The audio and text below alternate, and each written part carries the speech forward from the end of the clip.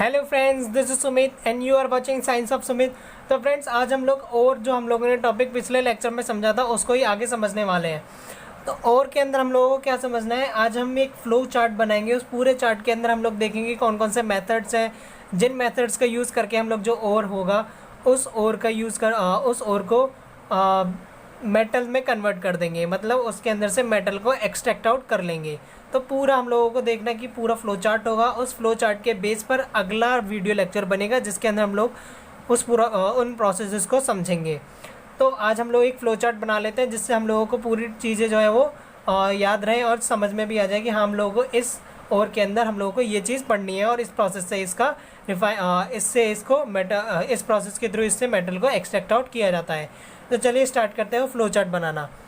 तो हमारे पास और है, हमारे पास और है। उस और को हम लोगों की सबसे पहले हमारे पास क्या, एक कंसंट्रेशन होनी चाहिए, एक अच्छी खासी कंसंट्रेशन होनी चाहिए और की।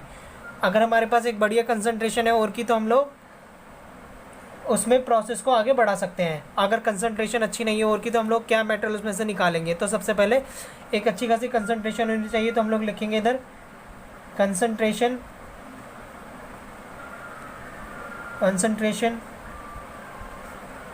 Of ore. तो ओर की कंसंट्रेशन सबसे पहला हमारे पास यही पॉइंट है। उसके बाद स्टार्ट करते हैं हम लोग, इसको डिवाइड कर देते हैं 3 पार्ट्स में।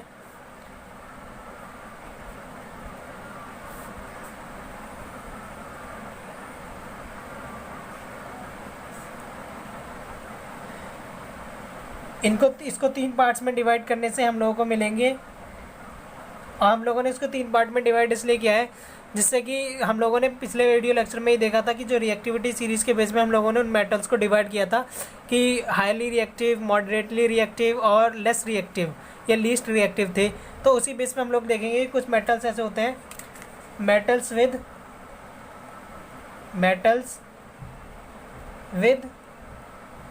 High reactivity. तो ऐसे मेटल्स जिनकी रिएक्टिविटी बहुत ज़्यादा हाई है, मेटल्स विद हाई रिएक्टिविटी। बीच में हमारे पास होगा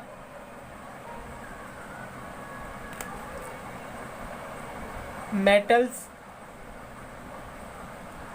विद मीडियम रिएक्टिविटी।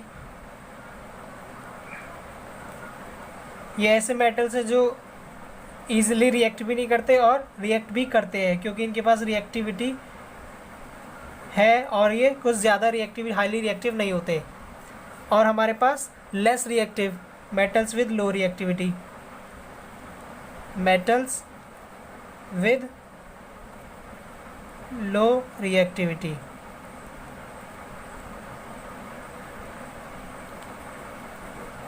तो हमारे पास ये 3 कैटेगरीज बन गई, metals with high reactivity, metals with medium reactivity और मेटल्स विद लो रिएक्टिविटी।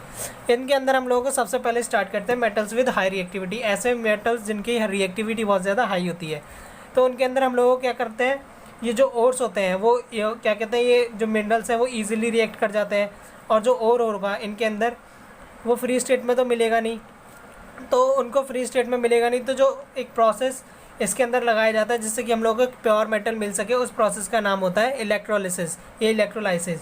तो उस मेटल ओर को हम लोग क्या करते हैं, इलेक्ट्रोलाइज कर देते हैं मॉल्टन फॉर्म में। सबसे पहले इस ओर को हम लोग मेल्ट करेंगे, मॉल्टन स्टेट में कन्वर्ट करेंगे। मॉल्टन स्टेट में करने के बाद ही इलेक्ट्रोलाइज को अप्लाई किया जा सकता है, मतलब इसको इलेक्ट्रोलाइज किया जा सकता है। तो फिर उसके बाद इलेक्ट्रोलिसिस लगाएंगे। तो हम लोग इसमें सीधे सीधे लिख सकते हैं इलेक्ट्रोलिसिस ऑफ मॉल्टन ओर। तो मॉल्टन ओर का हम लोग क्या करेंगे, इलेक्ट्रोलिसिस कर देंगे, और इलेक्ट्रोलिसिस करने से हम लोगों को फिर आगे क्या होगा, प्योर मेटल मिल जाएगा, प्योर मेटल। तो हम लोगों को फिर प्योर मेटल मिल जाएगा। तो ये था इसका एक सिंपल प्रोसेस। इसके अंदर हम लोगों ने देखा हम लोगों को क्या करना है, इलेक्ट्रोलिसिस करना है। तो ये प्रोसेस हम लोग इसके अंदर देखना है कि क्या होता है, इलेक्ट्रोलिसिस किस तरीके से होगा। तो ये इसका प्रोसेस है, इलेक्ट्रोलिसिस ऑफ मॉल्टन ओर। तो अब हम लोगों को देखना है कि मेटल्स विद मीडियम रिएक्टिविटी, मतलब ऐसे मेटल्स जिनकी रिएक्टिविटी मीडियम है, मॉडरेटली है, उनके अंदर क्या होता है। तो ये फ्री स्टेट में तो मिलेंगे नहीं, और के साथ मतलब किसी ना किसी कंपाउंड के साथ कंबाइन ज़रूर करेंगे। हम लोग जानते हैं ये जो जनरली कंबाइन करते हैं, ये सल्फाइड्स, कार्बोनेट्स और ऑक्साइड बना लेते हैं, मतलब सल्फाइड और कार्बोनेट और या ऑक्साइड और बना लेते हैं। तो हम लोग यहाँ लिखेंगे कार्बोनेट और,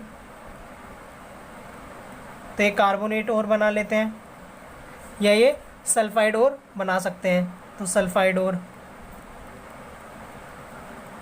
तो इन दो स्टेट में मिलते हैं। एग्जाम्पल के लिए इसका एग्जाम्पल हम लोग लिख सकते हैं जैसे कि जिंक कार्बोनेट।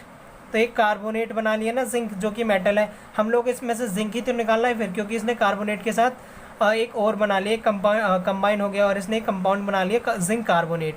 तो एक कार्बोनेट और हो गया हमारे पास, इसका एग्जांपल जिंक कार्बोनेट। हमारे पास एक और सल्फाइड और के अंदर एग्जांपल ले लेते हैं जैसे कि जिंक सल्फाइड। तो इसने सल्फाइड के साथ और बना लिया अपना, किसने, जिंक ने।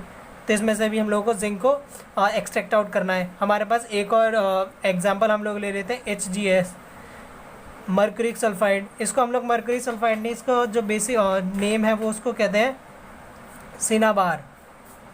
तो इसको कहते हैं सिनाबार, HGS को एक इम्पॉर्टेंट नेम है, याद रखना है, सिनाबार। तो इसमें जिंक कार्बोनेट और इसमें सिनाबार और जिंक सल्फाइड। तो ये हमारे पास एग्जांपल्स हो गए। अब बात करें इनके अंदर कौन से प्रोसेस लगाए जाते हैं। इनके जो कार्बोनेट और होते हैं, इस कार्बोनेट और के अंदर लगाया जाता है कैल्सिनेशन नाम का प्रोसेस, कैल्सिनेशन। अब ये कैल्सिनेशन क्या होता है ये हम लोगों को आगे वीडियो लेक्चर्स में ही पता चलेगा। कैल्सिनेशन लगाते हैं इसके अंदर, CALCINATION। और इसके अंदर लगाया जाता है एक प्रोसेस, इसको कहते हैं रोस्टिंग।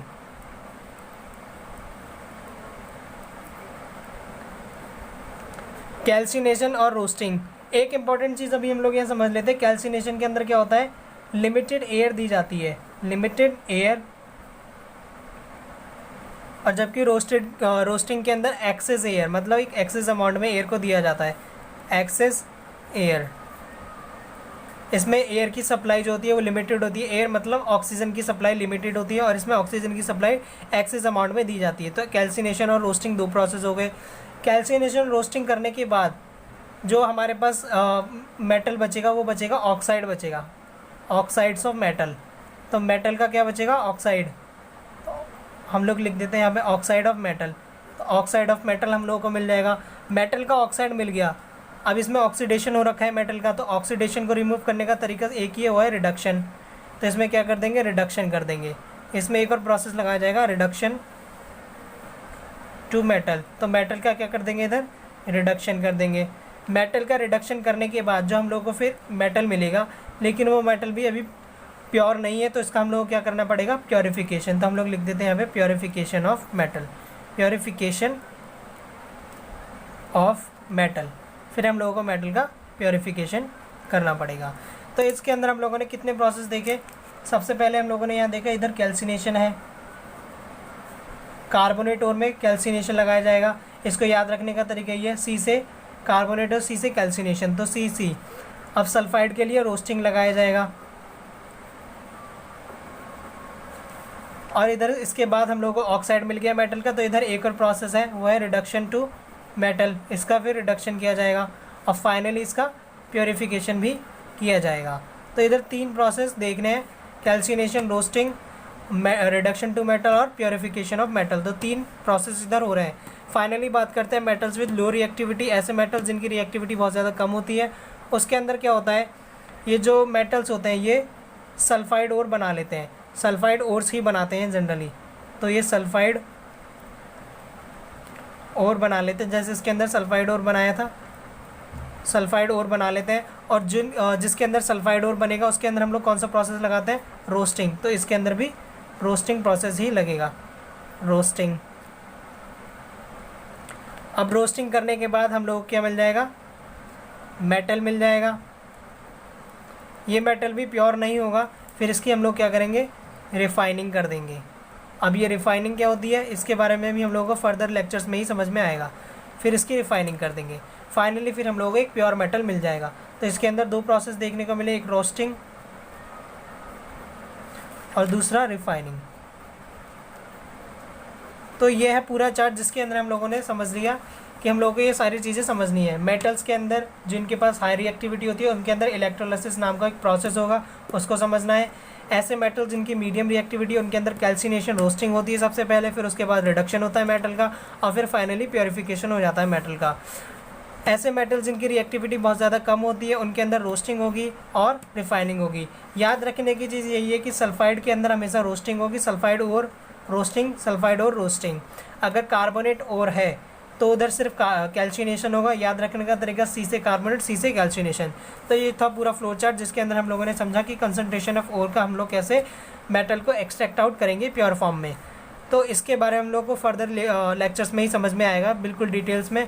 तो ये था हमारा आज का फिर पूरा वीडियो लेक्चर जिसके अंदर हम लोगों ने समझा ओर्स की कंसंट्रेशन, उसका पूरा फ्लो चार्ट और उसके प्रोसेस के बारे में। आई होप आपको ये वीडियो पसंद आया होगा, तो प्लीज़ चैनल को सब्सक्राइब कीजिए, वीडियो पर लाइक कीजिए और कमेंट कीजिए कोई भी क्वेरी। Thank you.